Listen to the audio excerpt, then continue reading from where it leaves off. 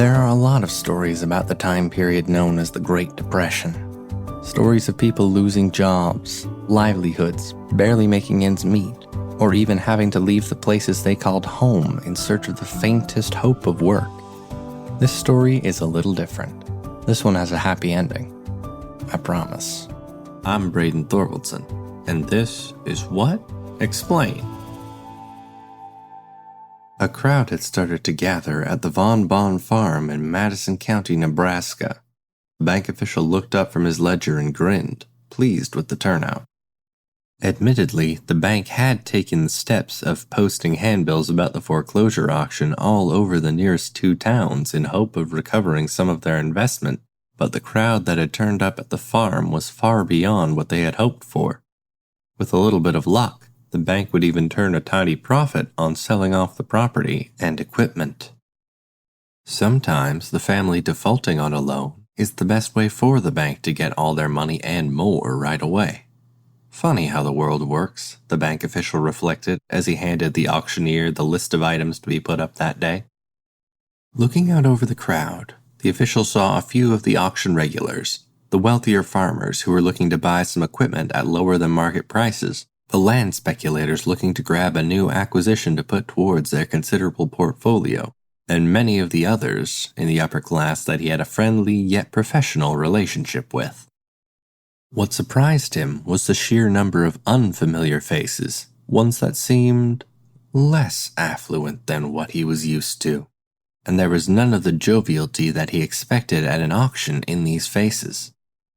They were muttering among themselves, keeping an eye on the auctioneering stage as if preparing for some big event.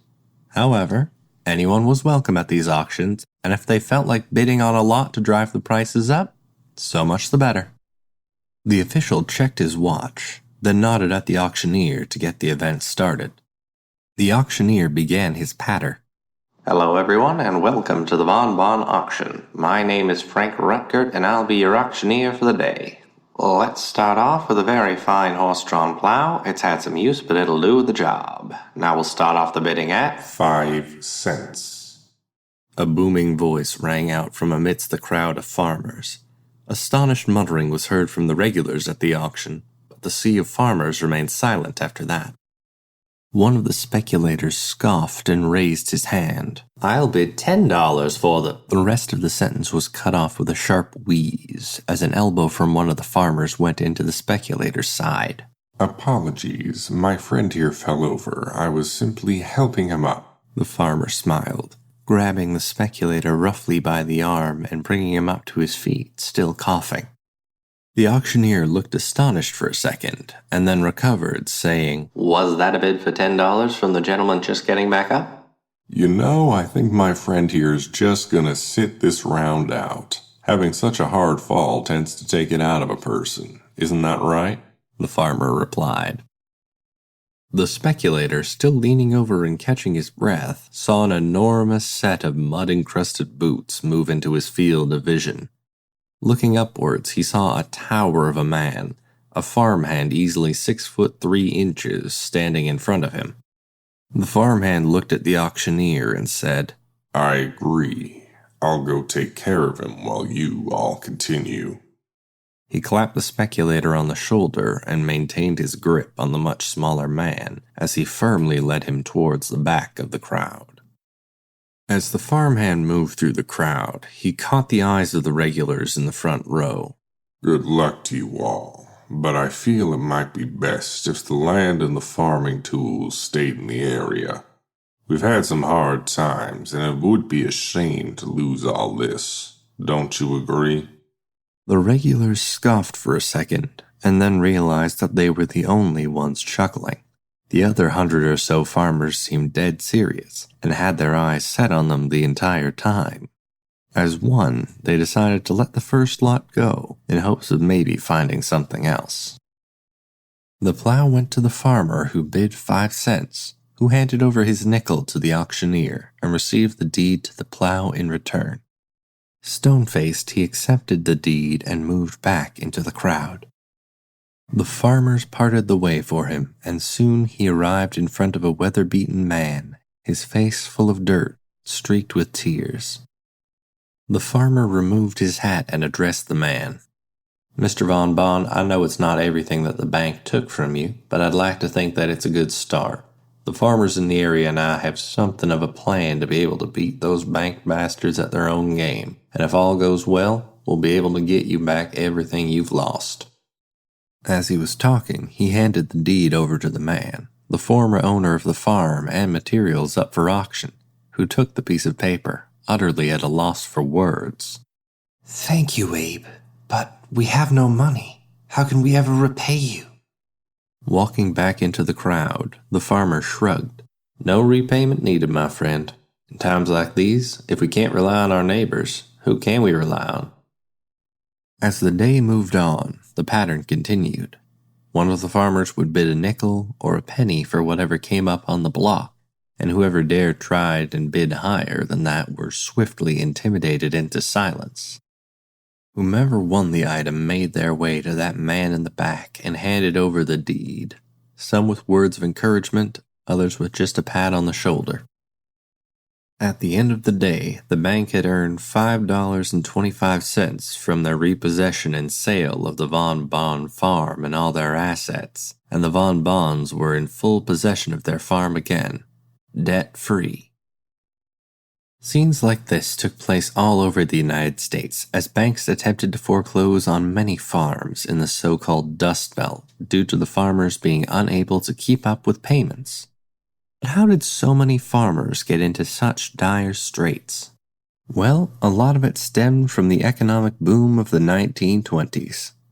After World War I and the Spanish flu, people were, for all intents and purposes, realizing that life was for the living, and were very much ready to celebrate and spend money to make their lives better.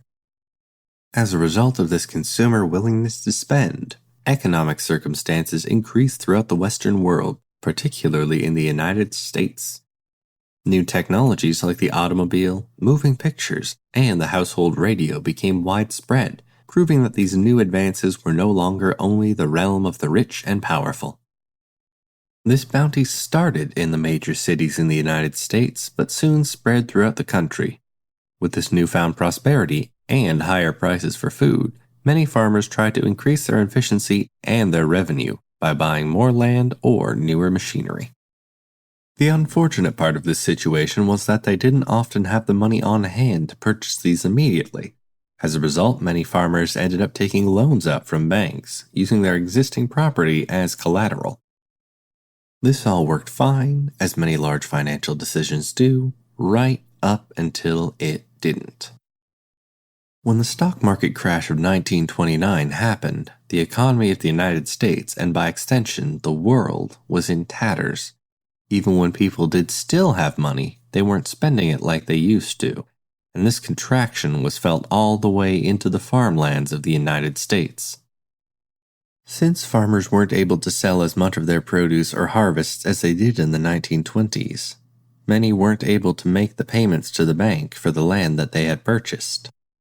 As a result, the bank repossessed the land, and since the value of said land has taken a large decline since it was purchased, they also took over the entirety of whatever the farmer pledged as collateral, which was often everything they owned. Many a family was thrown off their land in such a manner in the early 1930s, and to try and recover some of their investment, the banks often held auctions to sell off their belongings and farm equipment, usually to people living in nearby towns.